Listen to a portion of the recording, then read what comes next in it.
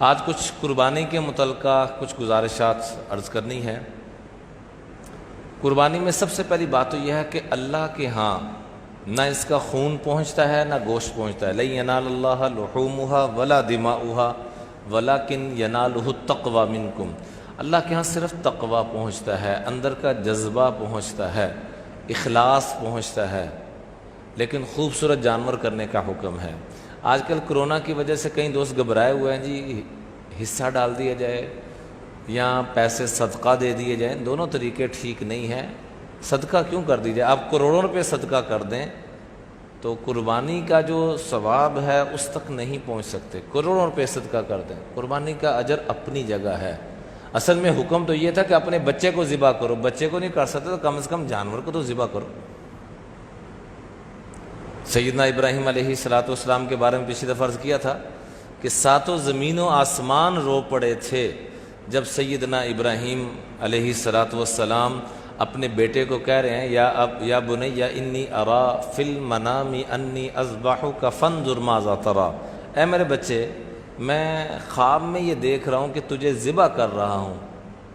تو تیری کیا رائے ہے؟ تو کہا یا ابت افعل ما تؤمر۔ خواب، حالانکہ خواب کی بات ہو رہی ہے، بچہ کہہ بھی سکتا تھا کہ خواب ہے، کیونکہ انبیاء کے خواب بھی وہی ہوتے ہیں، اور ہمیں بھی کوئی خواب آئے تو گزارش ہے کہ ہر ایک سے شیئر نہ کیا کریں۔ جو خواب کی تعبیر کو جو عالم سمجھدار آدمی جانتا ہو اسی سے تعبیر کریں، بے شک تاخیر ہو جائے خیر ہے، ہر ایک سے خواب کی تعبیر نہ پوچھا کریں۔ تو فوراً کہا ابا جان آپ مجھے ذبح کریں۔ دیکھیں مائیں جب دینی تربیت کرتی ہیں، رزق حلال کھلایا جاتا ہے تو آگے بھی معاملہ ٹھیک چلتے ہیں کہ اپنی جان کو ذبح کرنے کے لیے اور ویسے بھی شریعت کا حکم ہے کہ باپ اگر بیٹے کو اپنی اولاد کو ذبح بھی کر دے تو اس کے خلاف مقدمہ نہیں کیا جائے گا۔ اول سے والد اگر کر دے، کیونکہ عدالت میں ہر طرح کے مسائل آتے ہیں، اگر کوئی ایسا کیس آ جائے تو اس کو قصاصاً بدلے میں قتل نہیں کیا جائے گا۔ لیکن یہاں کیا ہو رہا ہے، ابھی سوشل میڈیا بھی چونکہ ہر چیز وائرل ہو جاتی ہے، لیکن جو دکھ کی باتیں ہیں اس کو وائرل خالی نہیں کرنا بلکہ اس کا سد باب کرنا ہے کہ ایک موصوف اپنی ماں کو ہی پکڑ کے ذبح کرنے کے اوپر تلا ہوا ہے، اور ایسے بیسیوں واقعات آئے دن۔ بکواس بند کرو، بھونکو نہیں، یہ ماں کو کہا جا رہا ہے۔ حضور صلی اللہ علیہ وآلہ وسلم سے پوچھا گیا کہ قیامت کب آئے گی؟ فرمایا جب ماؤں کو ذلیل کرنا شروع کر دیا جائے گا، اب اللہ کے عذاب کو کوئی نہیں روک سکے گا۔ تو بہرحال یہاں دینی تربیت ہے، قصور ہمارا بھی ہے کہ ہم بچوں کی دینی تربیت نہیں کرتے۔ ہمارے بچے تو یتیموں والی زندگی گزار رہے ہیں۔ بہت بڑے محدث گزرے ہیں، شاعر گزرے ہیں، اللہ نے بڑا مقام دیا تھا، وہ فرمایا کرتے تھے لیس الیتیم من خلف ابواہ ذلیلا من ہم الحزن، کہ وہ یتیم نہیں ہے کہ جس کے ماں باپ دنیا کے غموں سے نجات پا کر بچوں کو اکیلا چھوڑ کے چلے جائیں۔ ان الیتیم هو الذی تلقى له امن تخلت او ابم مشغولا، یتیم بچہ تو وہ ہے جس کو ماں باپ کے پاس ٹائم نہیں ہے کہ بچوں کو ٹائم دے سکے۔ یتیم بچہ وہ ہے کہ جس کے ماں باپ کے پاس وقت نہیں ہے۔ ہم کہتے ہیں بچوں کو کروزر بھی دے دیں، بچوں کو بڑی سے بڑی گاڑی دے دیں، بنگلے دے دیں، ٹائم نہ مانگے ہم سے۔ تو یتیم تو ہم نے اپنے بچوں کو خود کیا ہوا، پھر کہتے ہیں بچے نافرمان بنتے ہیں۔ بچوں کے لیے ہمارے پاس ٹائم ہی نہیں ہے، بچا ہوا ٹائم بھی نہیں ہے، بچا ہوا ٹائم بھی ہم نے موبائل کو دے دیا ہے۔ بہرحال وہاں دینی تربیت تو بیٹا ایک اشارے پہ کہہ رہا ہے ذبح کیجئے، اور یہاں دینی تربیت نہیں ہے، وہاں بیٹے کو کچھ نہیں دیا، جہاں چھوڑ کے گئے تھے بیت اللہ کے اندر، جہاں مرنے کے سارے اسباب تھے، زندگی کا کوئی سبب نہیں تھا، لیکن دینی تربیت اللہ کی ذات کے ساتھ جوڑا تھا ان کو۔ 1 روپیہ بھی نہیں خرچ کیا جا رہا ظاہری طور پہ، بواد غیر ذی زرع عند بیتک المحرم، ایسی جگہ چھوڑ کے جا رہے ہیں جہاں مرنے کے سارے اسباب ہے، زندگی کا کوئی سبب نہیں، لیکن دینی تربیت کی، بچہ اپنا جان نچھاور کرنے کے لیے تیار، اور جب باپ بیٹے کو یوں پکڑ ہے اور ہمت، ظاہر ہے باپ باپ ہی ہوتا ہے، اور پھر ابراہیم جیسا باپ، تو آنکھوں پہ پٹی باندھ لی اپنے اور بیٹے کو یوں باندھ کر الٹا لٹایا، فلما اسلم،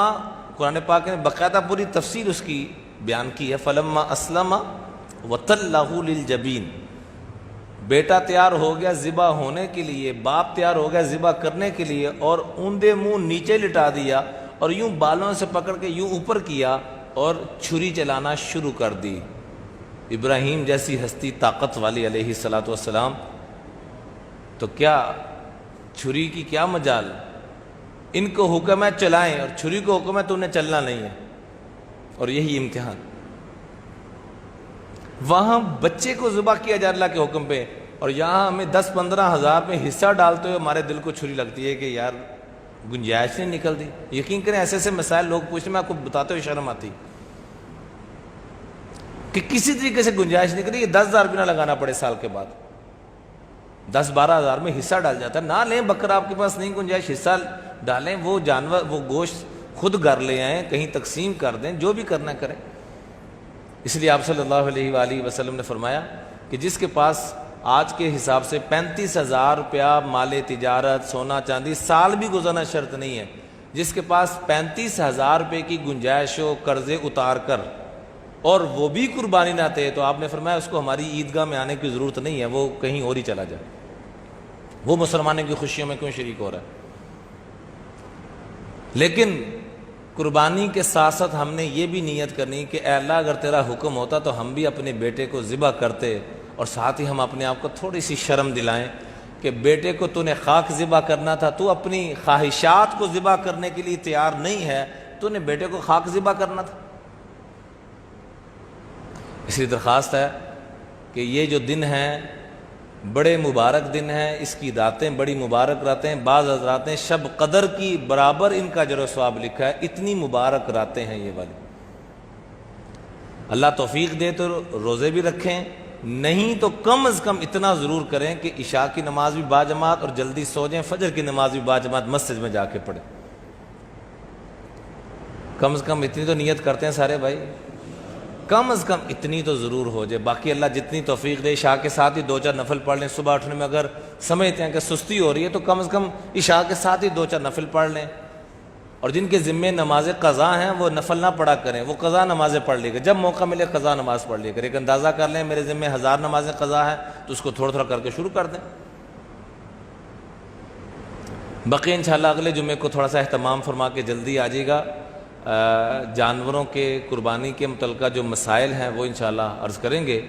بس ایک گزارش ہے کہ جانور کوشش کریں کہ عیب والا نہ ہو، جیسے خوبصورت بچہ ہوتا ہے، اصل میں تو اپنے بیٹے کو ذبح کرنا، تو جیسے بیٹا ہم چاہتے ہیں کہ خوبصورت ہو، ایسے خوبصورت جانور، کیا خامیاں ہوں، کیا مسائل ہوں، وہ انشاءاللہ اگلی دفعہ عرض کریں گے۔ وآخر دعوانا الحمدللہ رب العالمین۔